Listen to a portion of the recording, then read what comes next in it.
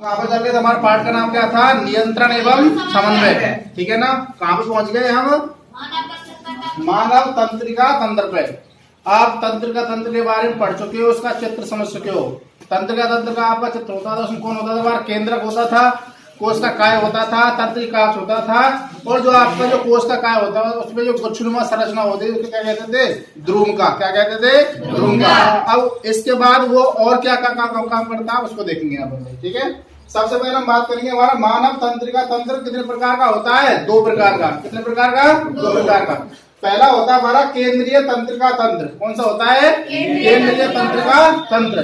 इसको अंग्रेजी बोलते हैं सेंट्रल नर्वस सिस्टम। क्या बोलते हैं? सेंट्रल नर्वस सिस्टम, यानी कि केंद्रीय तंत्रिका तंत्र। दूसरा होता है हमारा परिधीय तंत्रिका तंत्र। कौन सा होता है दूसरा? परिधीय तंत्रिका तंत्र। इसको बोलते हैं आपका, यानी कि परिधि को बोलते हैं हम सर्कमफ्रेंस। क्या बोलते हैं? सर्कमफ्रेंस या परिधीय नर्वस सिस्टम। क्या ध्यान रखेंगे?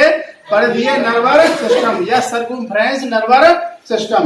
अब देखो, अगर मैं आपसे बात करता हूँ केंद्रीय तंत्र का तंत्र हमारा दो प्रकार का होता है। कितने प्रकार का होता है? दो प्रकार का। पहला होता है हमारा मस्तिष्क। कौन होता है? और दूसरा होता है हमारा मेरुरज्जु। यानी मस्तिष्क और मेरुरज्जु से मिलकर बना तुम्हारा सेंट्रल नर्वस सिस्टम। आपसे कोई पूछे हमारा मस्तिष्क किन से मिलकर बना? तुम्हारा किससे मिलकर बना हुआ? तुम्हारा केंद्रीय तंत्र का तंत्र, सेंट्रल नर्वस सिस्टम, यानी मस्तिष्क और मेरुरज्जु से। रख लोगे ध्यान, यानी कि हमारा मस्तिष्क और मेरुरज्जु किसमें पढ़ेंगे हम? केंद्रीय तंत्रिका तंत्र में। दूसरा बात करते हैं परिधीय तंत्र का तंत्र किससे मिलकर बना? तुम्हारा कपाल तंत्रिका और दूसरा तुम्हारा मेरु तंत्रिका। पहला कौन सा हमारा? कपाल तंत्रिका। कपाल तंत्रिका हमारा मस्तिष्क से निकलनी होती है, तुम्हारी जो कपाल उनसे मिलकर बनी होती है। कौन? हमारी कपाल तंत्रिका।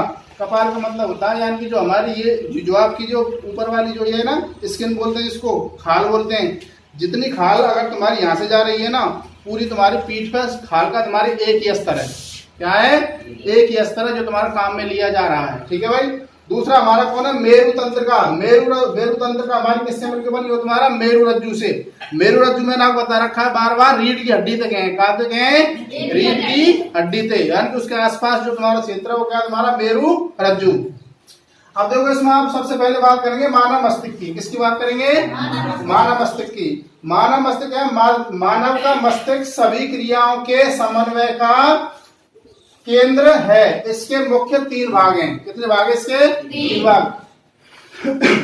देखो, अगर मैं आपसे नॉर्मली बात करना चाहूँ ना, हमारा जो पूरे शरीर का जो सिस्टम है कहाँ से चलता है? हमारा मस्तिष्क से। तुमने कई बार सुना होगा कि अगर हमारे मस्तिष्क में छोटी सी भी चोट अगर आ जाती है ना, पूरा शरीर काम करना बंद कर देता है। उदाहरण के लिए आपने सुना होगा पैरालाइसिस के बारे में। किसके बारे में सुना होगा? पैरालाइसिस में क्या होता है? हमारे मस्तिष्क का थोड़ा सा कंट्रोल क्या हो जाता है? छीन हो जाता है। जिससे क्या होता है? या तो हमारा हाथ नहीं चल रहा होता है, या पूरी साइड नहीं चल रही होती है, या पूरा पैर नहीं चल रहा होता है। यानी कि अगर हमारा मस्तिष्क निर्देश देना बंद कर दे, जैसे मैं तुम्हें पढ़ा रहा हूँ, हाथों को ऐसे कर रहा हूँ, बोल रहा हूँ, आंखों से देख रहा हूँ, सिर इधर घुमा रहा हूँ, तुमको देख रहा हूँ, ये पूरा काम कौन कर रहा है? हमारा मस्तिष्क। कौन कर रहा है? मस्तिष्क। अगर हमारा मस्तिष्क कंट्रोल करना छोड़ दे तो ना तो मेरे हाथ ऐसे होंगे, तुम तुम्हारे ना हमारे पैरों से चला जाएगा। ठीक है भाई। तो सारे काम कौन करता है? हमारा मस्तिष्क। यानी कि अगर आप एक भाषा में देखना चाहो, बिना मस्तिष्क के हम एक पशु के समान हैं। आपने कभी देखा है कि किसी पशु के मुंह पे मायूसी छा रही हो? तुमने देखा है कि तुम्हारी भैंस गाय कभी टेंशन में देखी है तुमने? ना देखी। तुमने देखा हो बकरी ईमान की मैं तो आत्महत्या करूंगी बोलते देखिएगा। तुमने देखा हो कभी भैंस है, तुमने कितनी मार दे लो, थोड़ी देर तो परेशान रहेगी, उसके बाद मान की मैं दूध ना दे रही तुम क्या कर फांसी खाऊंगी, ऐसा सुना है क्या? तुमने गाय को कभी टेंशन में देखा है क्या? दूध दे तो ना टेंशन नहीं, और दूध ना दे तो भी टेंशन नहीं। क्योंकि अगर मैं आपसे बात करूं, हमारे पशुओं के अंदर जो न्यूरॉन की जो मात्रा होती है बिल्कुल नगण्य होती है। कैसी होती है? नगण्य। उसके अंदर हमारा जो सेंट्रल नर्वस सिस्टम है ना, वो पूरे तरीके से काम नहीं करता है। क्या करता है? यानी कि जो आपका सेंट्रल नर्वस सिस्टम है, केंद्रीय तंत्र का तंत्र है, वो पूरे तरीके से काम नहीं करता। इसके नहीं करने की वजह से क्या होता है?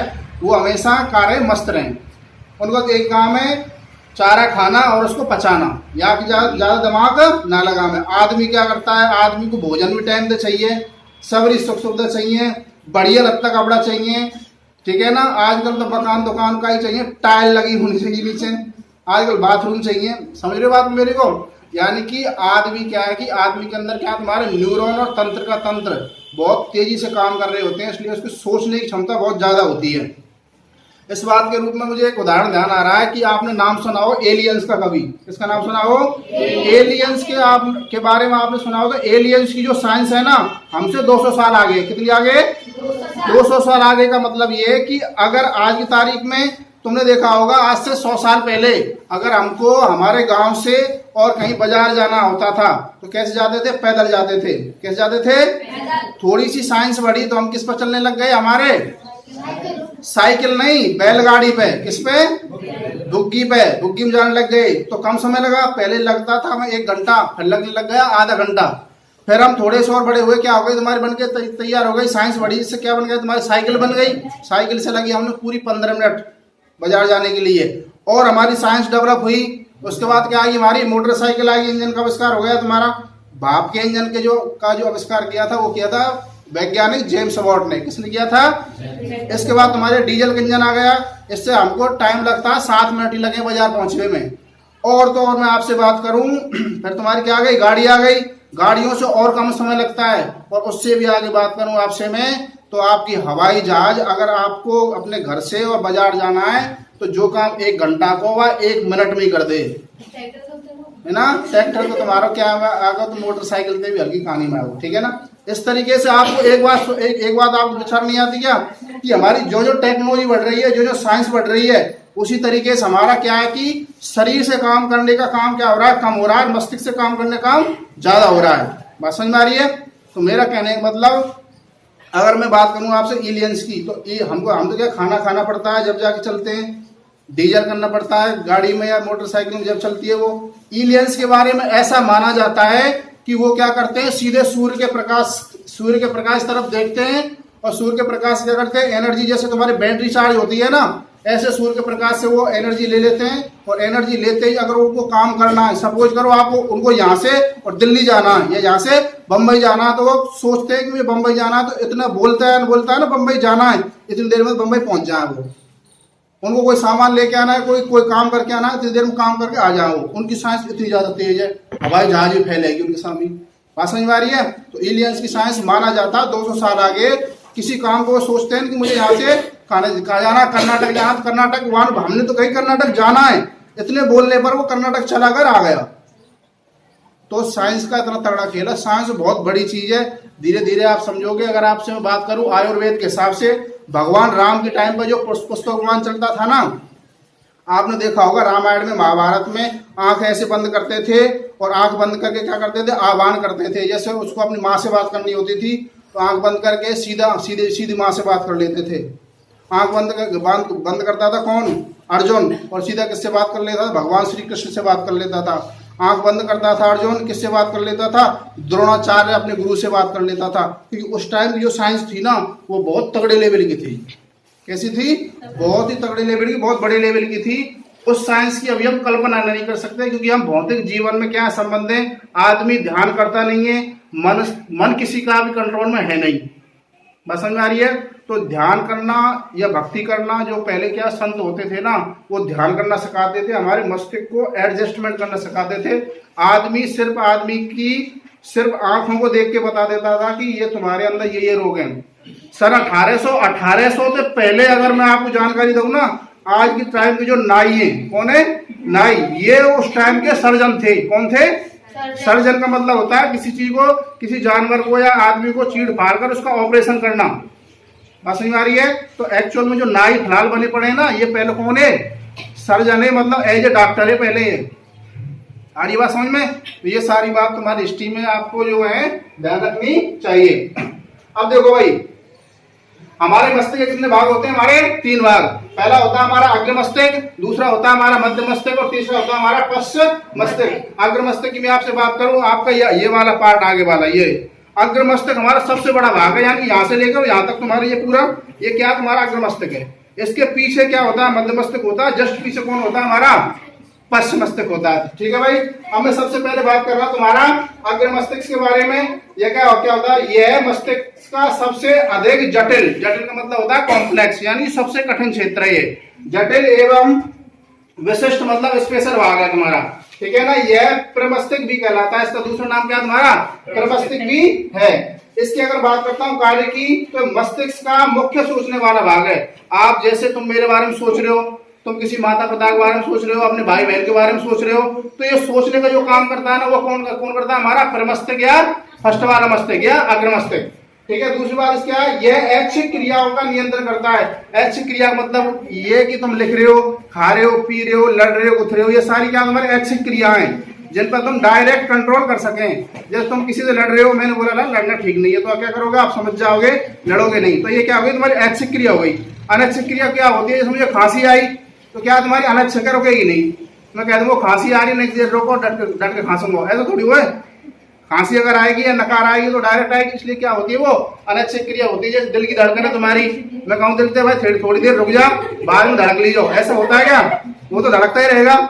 मैं कहूँ सांस की, भाई सांस थोड़ी देर रुक जा, एक दो घंटा रुक जा, बाद में सांस तो ले लीजिए, सांस रुकेगी नहीं, वो कैसी क्रिया है, हमारी अनैच्छिक क्रिया है। और अनैच्छिक क्रिया के बारे में ना बता रखा है, कौन करता है उसको, हमारा पीछे वाला मस्तिष्क कंट्रोल करता है, ठीक है भाई। अब अगला होता है हमारा सूचनाओं को याद रखना। सपोज करो मैं तुम्हें पढ़ा रहा हूँ, मुझे जो बात है याद, मैं पढ़ के आया हूँ, पहले जिन बातों में आपको बता रहा हूँ मैं पहले पढ़ के आया हूँ, तो वो क्या मैं मुझे याद है, मैं आप इसलिए बता रहा हूँ आपको। याद करने का जो काम है किसका, तुम्हारा अग्रमस्तिष्क का, किसका, हमारा अग्रमस्तिष्क का। अगला हमारा शरीर के विभिन्न हिस्सों से सूचनाओं को एकत्रित करना, उनका समायोजन करना। यानी कि अगर हमसे बात करें, यानी कि सपोज करो मैं लेटा हुआ हूँ और सपोज करो मेरे पैर को कौन खा गई, चूहिया खा गई, कौन खा गई, तो चूहिया खाई, तुरंत सूचना किसको मिली, मस्तिष्क को मिली। तो हम क्या करेंगे, चूहिया तो पाँव से भगा देंगे ना, तो अपने आप भगिया बेचारी। सपोज करो तुम्हारे पाँव पे कौन, भैंस ने पाँव रख दियो, तो आप भैंस में धक्का देंगे, तो धक्का देने सूचना कौन कर रहा है, हमारा मस्तिष्क। यानी कि भैंस यानी पाँव खींचे हो, या क्या करना, भैंस में धक्का देना हो जाते, भैंस पाँव में हटा ले थोड़ी, तुम पाँव में खींचेंगे तो कट जाओ तुम्हारा पाँव, बात समझ आ रही है। यानी कि जो आपको सही काम करने का जो काम करता है वो क्या करता है, हमारा अग्रमस्तिष्क, ठीक है भाई। एक पॉइंट तुम्हारा और है तुम्हारा क्लास में, भूख का केंद्र। तुमको जब भूख लगती है ना, तो भूख की जो सूचना है वो कौन देता है, हमारा अग्रमस्तिष्क देता है। सपोज करो भाई 10 बज गए, सुबह कुछ ना खाओ, तो क्या होगा तुम्हारा, इस बात की सूचना कौन देगा, हमारा अग्रमस्तिष्क देगा, भैया भूख लगे या कोई भोजन कर ले।